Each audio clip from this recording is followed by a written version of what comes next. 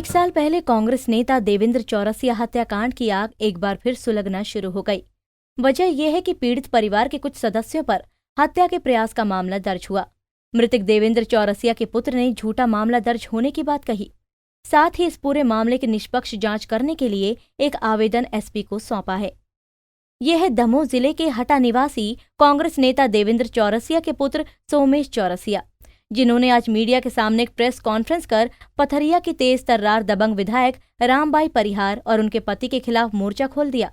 दरअसल स्वर्गीय कांग्रेसी नेता देवेंद्र चौरसिया के परिजनों पर पुलिस द्वारा झूठे आरोप लगाकर मामला दर्ज किया गया। इस पर देवेंद्र चौरसिया के पुत्र सोमेश चौरसिया और पूर्व मंत्री जयंत मलैया के पुत्र सिद्धार्थ मलैया ने प्रेस कॉन्फ्रेंस के दौरान बात करते हुए सांत्वना दी और पीड़ित परिवार की हर संभव मदद करने की बात कही। दरअसल बीते दिन पथरिया विधानसभा के मगरोन पुलिस थाना में हत्या के प्रयास का मामला दर्ज किया गया, जिसमें कांग्रेस नेता स्वर्गवासी देवेंद्र चौरसिया के परिजनों के नाम शामिल किए गए। इसके बाद राजनीति गर्मा गई, जहां सोमेश चौरसिया ने अपने परिजनों को निर्दोष बताया और कहा है कि पथरिया की बसपा विधायक रामबाई परिहार की शह पर मामला दर्ज किया गया। आवेदन के बाद सोमेश ने एक प्रेस कॉन्फ्रेंस की और दमोह जेलर पर गंभीर आरोप लगाए। इस बीच उनके साथ पूर्व मंत्री जयंत मलैया के बेटे सिद्धार्थ मलैया भी मौजूद रहे। उन्होंने भी विधायक रामबाई पर बड़े गंभीर आरोप लगाए। सुनिए उन्होंने क्या कहा। मैं सरकारों की बात करना नहीं चाहता हूं, मैंने पहले भी कहा और बहुत स्पष्ट कहा, सबको फिर से कहना चाहता हूं। परिस्थिति ऐसी है, कांग्रेस सरकार में अच्छे लोग थे, वो चाहते थे कि न्याय मिले, नहीं दे पाए, उनकी परिस्थिति थी, जनता ने ऐसा तय किया। भाजपा में चाहते हैं कि उनको न्याय मिले, उनको न्याय मिलेगा। उसमें और कोई किसी के कहने का, किसी के दोषारोपण करने की कोई बात ही नहीं है। मी वर्सेस देम क्यों होना चाहिए? क्यों हम न्याय की बात नहीं कर सकते? उस तरफ एक तरफ वो खड़े रहें, एक तरफ हम खड़े रहें, ऐसा क्यों होना चाहिए? हम दमोह की बात कर रहे हैं, बीजेपी और कांग्रेस कहाँ से है इसमें? वो तो दोनों का फायदा ले रहे हैं क्योंकि गणित है, नंबर का खेल है। कमलनाथ जी की तारीफ, आज शिवराज जी की तारीफ। उनको उनका अस्तित्व बचाना है, अपराध है, व्यापारी हैं, अपना व्यापार करना है, दोनों की तरफ अपना अस्तित्व बचाना है, पर ऐसा होगा नहीं। वो जेल जाएंगे और वो भी जाएंगी। 307 को किस नजरिए से देखते हैं आप? नजरिया यही है, बीमारी बढ़ रही है, सर्जरी करनी पड़ेगी। हटाबंद में एक सभा का आयोजन किया गया, जिसका उद्देश्य ये था कि परसों रात में मेरे चाचा, मेरे भाई के ऊपर एक फर्जी मुकदमा बनाया गया, जिसमें जानबूझकर वो हमारे ऊपर राजीनामा का दबाव बनाकर 307, 310 आर्म्स एक्ट का मामला बनाया गया है, जिसमें हमारा कोई ताल्लुकात नहीं है। हमारे पास पर्याप्त एविडेंस है अपना पक्ष रखने के लिए, चूँकि बिना विवेचना के लिए मामला दर्ज कर दिया गया है और इससे हम काफ़ी भयग्रस्त थे। और सिद्धार्थ भैया ने आकर और शहर के सभी गणमान्य लोगों ने आकर हमारा प्रोत्साहन किया, जिससे आज हमने हटाबंद का काम किया और हटा में आज सभा का आयोजन किया। क्या मांगे हैं आपकी? हमारी मांग ये है कि 15 दिन के अंदर अगर आप जो हमारे ऊपर FIR की हुई, अगर उस पर अगर आप डिसीजन लेके हमारे ऊपर वो FIR नहीं काटेंगे तो हम आमरण अनशन पर और उग्र आंदोलन की ओर जाएंगे। एक आवेदन आपके पास क्या है सर पूरा मामला? हाँ, उन्होंने एक आवेदन पत्र दिया है, जो एक कल घटनाक्रम हुई थी उसकी जांच के लिए।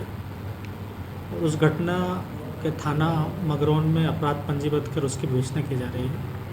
विवेचना में जो भी साक्ष्य आएंगे उस आधार पर उस पर कार्रवाई की जाएगी। सर, इसको क्या पुराने हत्याकांड वाले मामले से जोड़कर देखा है? प्रथम दृष्टया घटना घटित हुई है, उसकी विवेचना चल रही है, साक्ष्य के आधार पर अग्रिम कार्रवाई की जाएगी। मामला यहीं शांत नहीं हुआ।